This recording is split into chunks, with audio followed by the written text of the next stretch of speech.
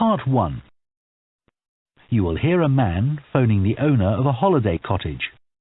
First, you have some time to look at questions 1 to 6.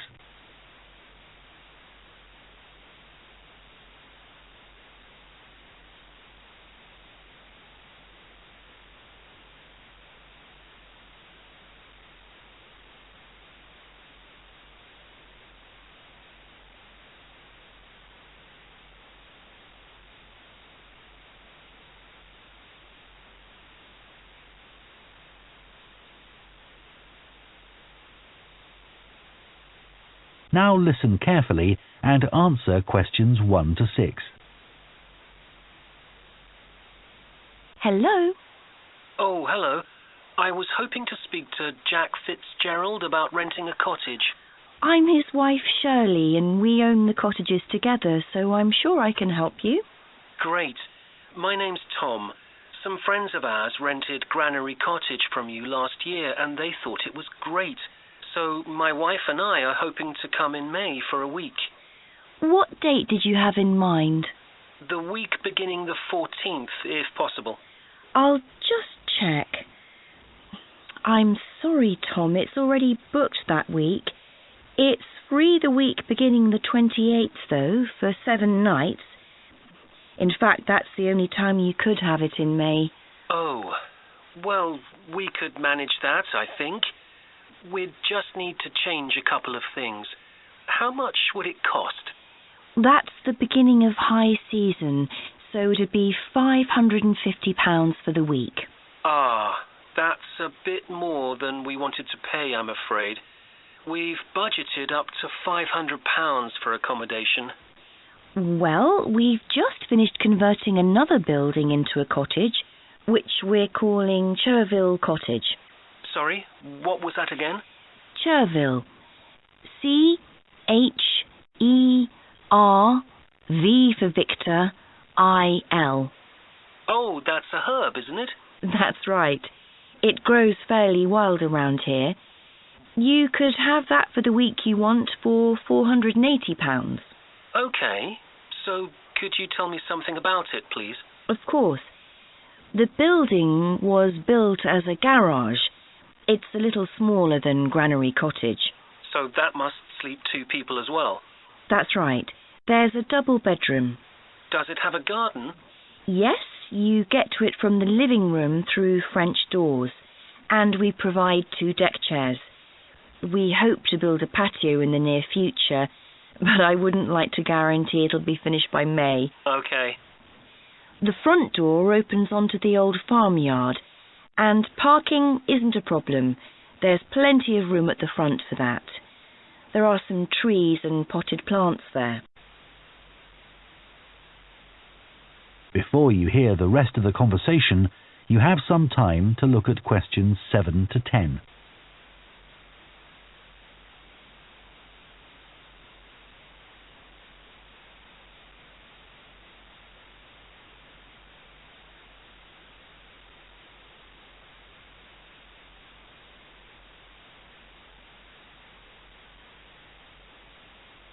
Now listen and answer questions 7 to 10. What about facilities in the cottage? It has standard things like a cooker and fridge, I presume. In the kitchen area, there's a fridge freezer, and we've just put in an electric cooker. Is there a washing machine? Yes. There's also a TV in the living room, which plays DVDs too. The bathroom is too small for a bath, so there's a shower instead.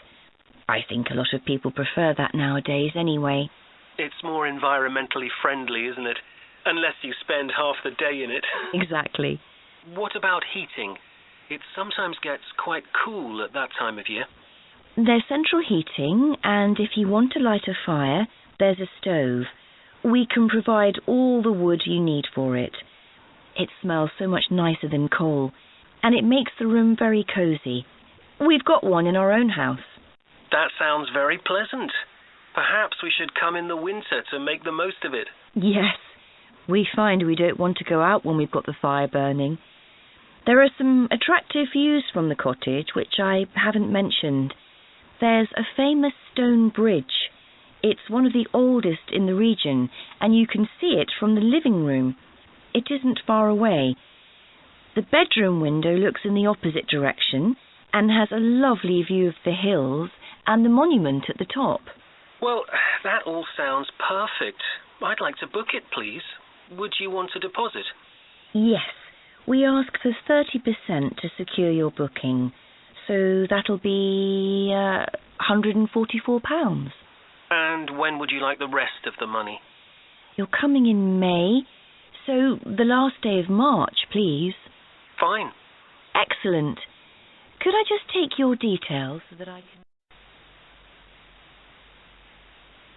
That is the end of part 1. You now have half a minute to check your answers to part 1.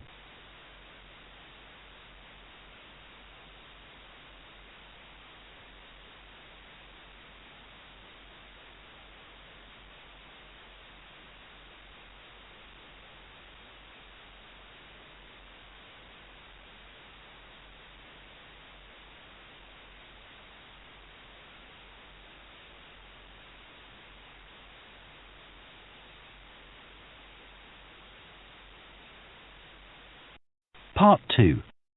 You will hear a town councillor reporting on the local transport network and a recreation facility. First, you have some time to look at questions 11 to 14.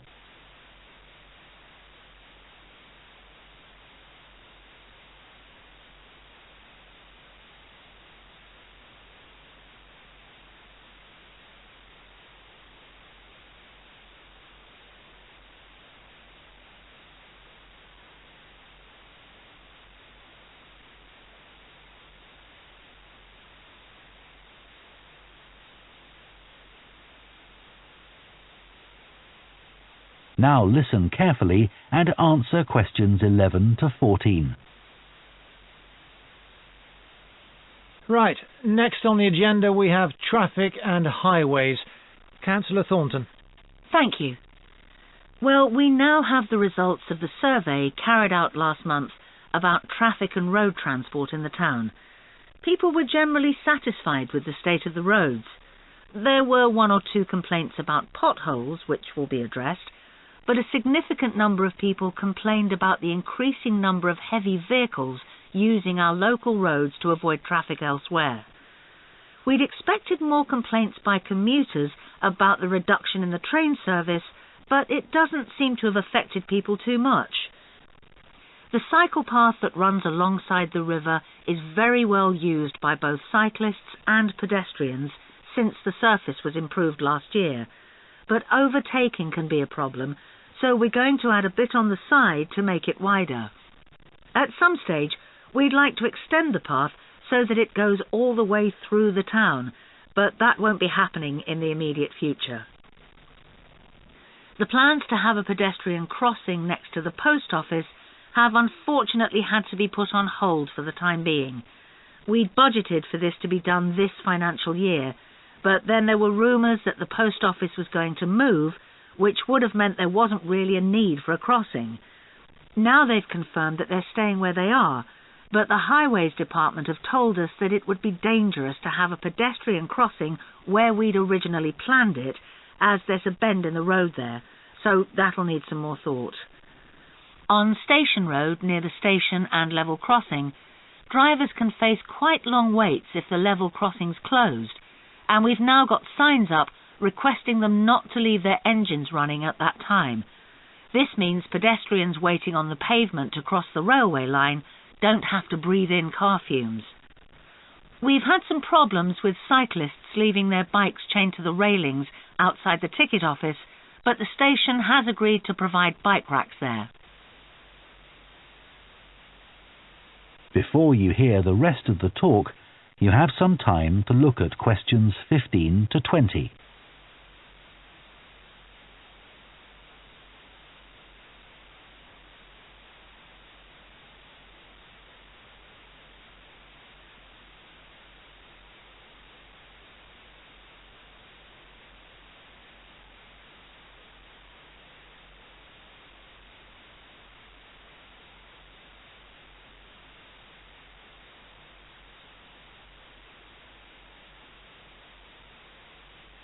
Now listen and answer questions 15 to 20.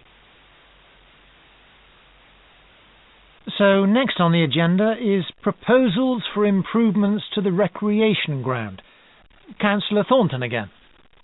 Well, since we managed to extend the recreation ground, we've spent some time talking to local people about how it could be made a more attractive and useful space. If you have a look at the map up on the screen, you can see the river up in the north and the community hall near the entrance from the road. At present, cars can park between the community hall and that line of trees to the east, but this is quite dangerous for pedestrians, so we're suggesting a new car park on the opposite side of the community hall, right next to it. We also have a new location for the cricket pitch. As we've now purchased additional space to the east of the recreation ground, beyond the trees, we plan to move it away from its current location, which is rather near the road, into this new area beyond the line of trees. This means there's less danger of stray balls hitting cars or pedestrians. We've got plans for a children's playground, which will be accessible by a footpath from the community hall and will be alongside the river. We'd originally thought of having it close to the road, but we think this will be a more attractive location. The skateboard ramp is very popular with both younger and older children. We had considered moving this up towards the river, but in the end we decided to have it in the southeast corner near the road. The pavilion is very well used at present by both football players and cricketers. It will stay where it is now, to the left of the line of trees and near to the river, handy for both the football and cricket pitches. And finally, we'll be getting a new notice board for local information, and that will be directly on people's right as they go from the road into the recreation ground. That is the end of Part 2. You now have half a minute to check your answers to Part 2.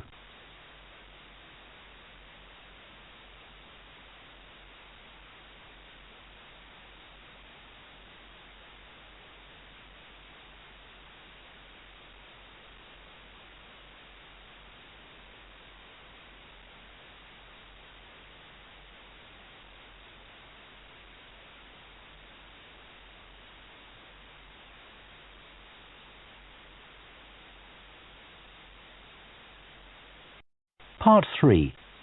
You will hear two urban planning students discussing bike-sharing schemes in different cities. First, you have some time to look at questions 21 to 24.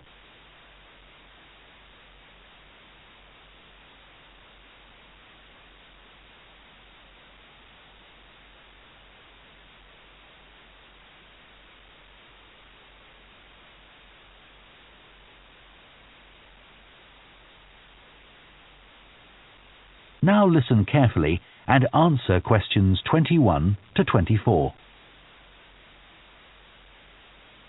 Now that we've done all the research into bike-sharing schemes in cities around the world, we need to think about how we're going to organise our report. Right. I think we should start by talking about the benefits.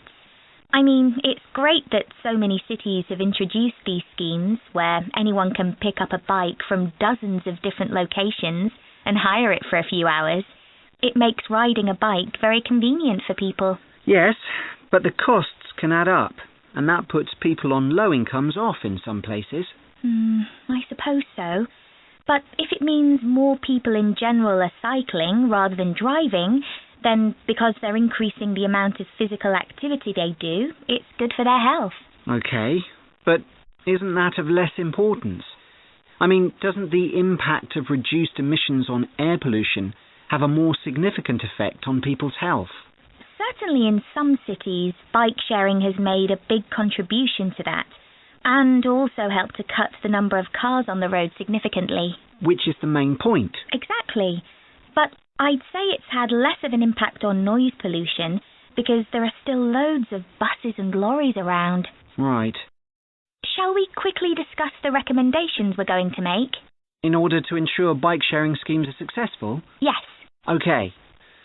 Well, while I think it's nice to have really state-of-the-art bikes with things like GPS, I wouldn't say they're absolutely necessary. But some technical things are really important, like a fully functional app, so people can make payments and book bikes easily. Places which haven't invested in that have really struggled. Good point. Some people say there shouldn't be competing companies offering separate bike-sharing schemes, but in some really big cities, competition's beneficial. And anyway, one company might not be able to manage the whole thing. Right. Deciding how much to invest is a big question. Cities which have opened loads of new bike lanes at the same time as introducing bike-sharing schemes have generally been more successful. But there are examples of successful schemes where this hasn't happened. What does matter, though, is having a big publicity campaign. Definitely. If people don't know how to use the scheme or don't understand its benefits, they won't use it. People need a lot of persuasion to stop using their cars. Before you hear the rest of the discussion, you have some time to look at questions 25 to 30.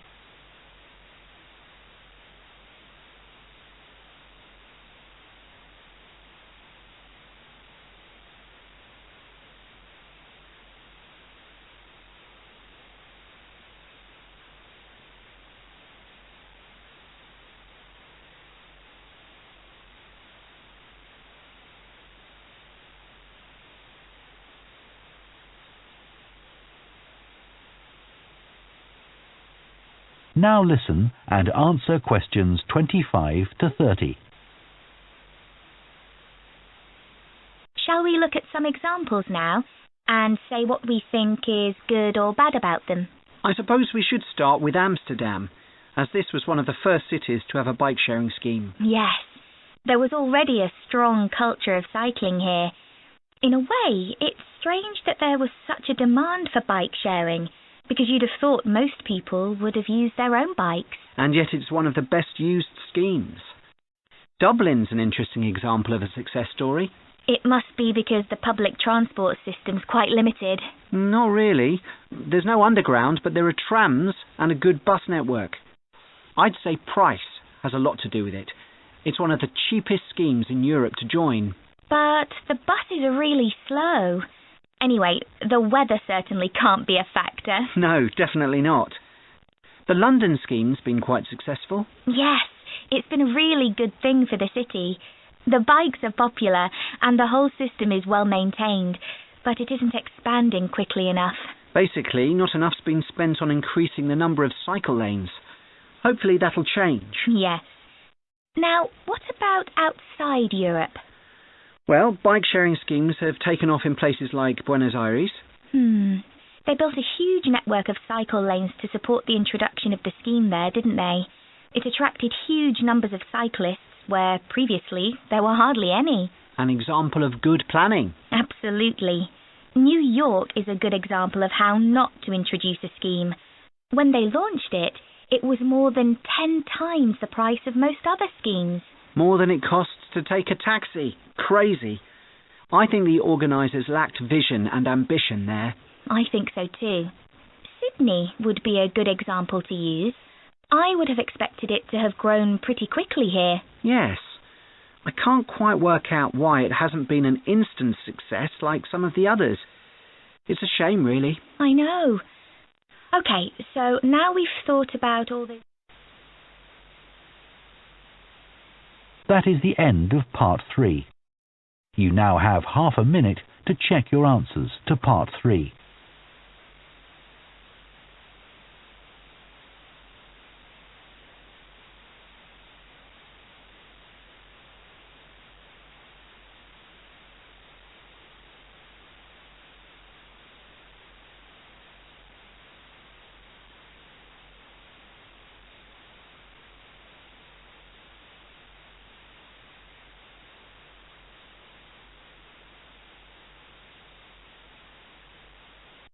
Part 4.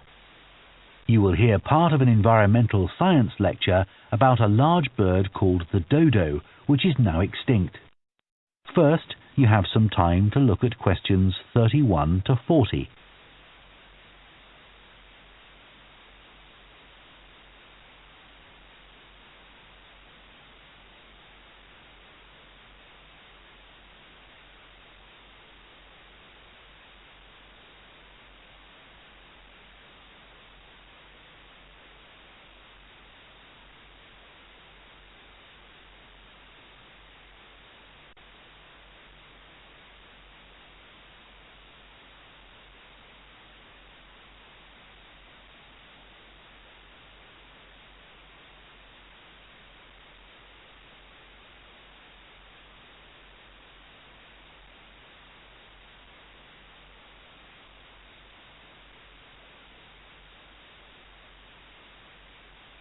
Now listen carefully and answer questions 31 to 40. One of the most famous cases of extinction is that of a bird known as the dodo.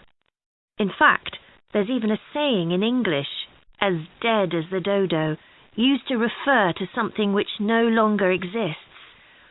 But for many centuries, the dodo was alive and well, although it could only be found in one place, the island of Mauritius in the Indian Ocean.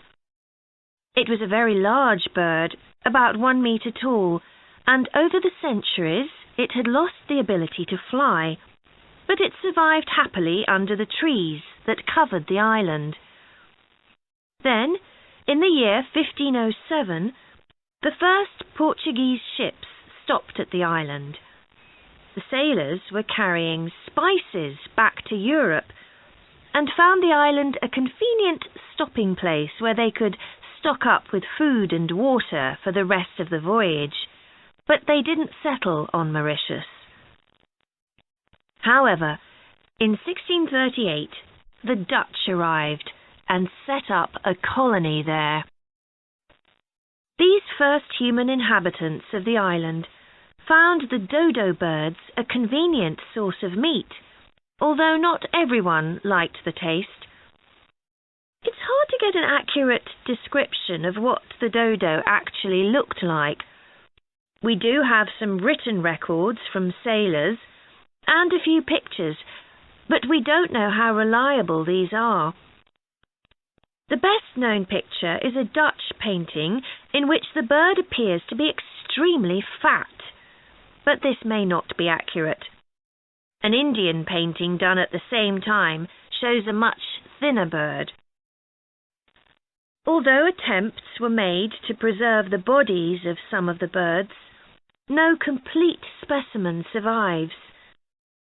In the early 17th century, 4 dried parts of a bird were known to exist. Of these, 3 have disappeared, so only one example of soft tissue from the dodo survives, a dodo head.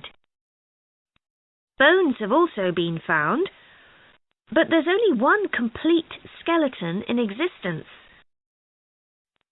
This single dodo skeleton has recently been the subject of scientific research, which suggests that many of the earlier beliefs about dodos may have been incorrect. For example, early accounts of the birds mention how slow and clumsy it was, but scientists now believe the bird's strong knee joints would have made it capable of movement which was not slow, but actually quite fast. In fact, one 17th century sailor wrote that he found the birds hard to catch. It's true that the dodo's small wings wouldn't have allowed it to leave the ground, but the scientists suggest that these were probably employed for balance while going over uneven ground. Another group of scientists carried out analysis of the dodo's skull. They found that the reports of the lack of intelligence of the dodo were not borne out by their research, which suggested the bird's brain was not small, but average in size. In fact, in relation to its body size, it was similar to that of the pigeon, which is known to be a highly intelligent bird. The researchers also found that the structure of the bird's skull suggested that one sense which was particularly well developed was that of smell. So the dodo may also have been particularly good at locating ripe fruit and other food in the island's thick vegetation.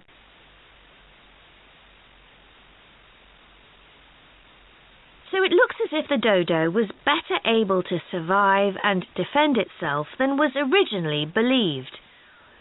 Yet, less than 200 years after Europeans first arrived on the island, they had become extinct. So what was the reason for this? For a long time it was believed that the dodos were hunted to extinction, but scientists now believe the situation was more complicated than this. Another factor may have been the new species brought to the island by the sailors.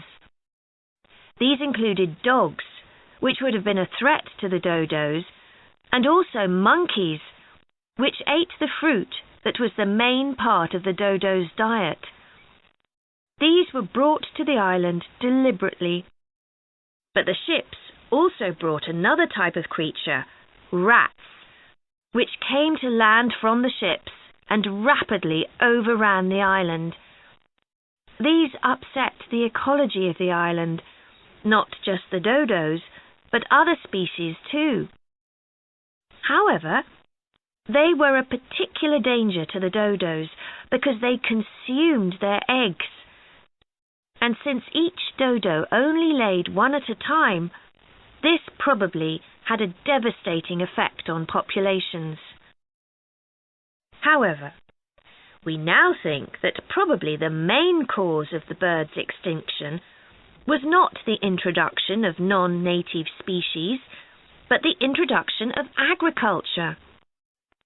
This meant that the forest that had once covered all the island and that had provided a perfect home for the dodo was cut down so that crops such as sugar could be grown. So, although the dodo had survived for thousands of years, suddenly it was gone.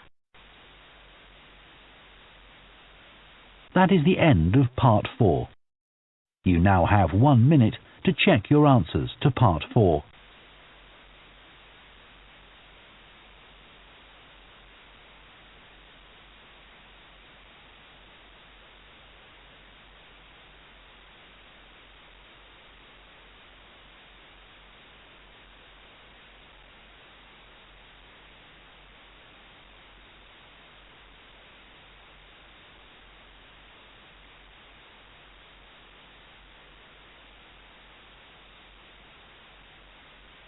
That is the end of the listening test.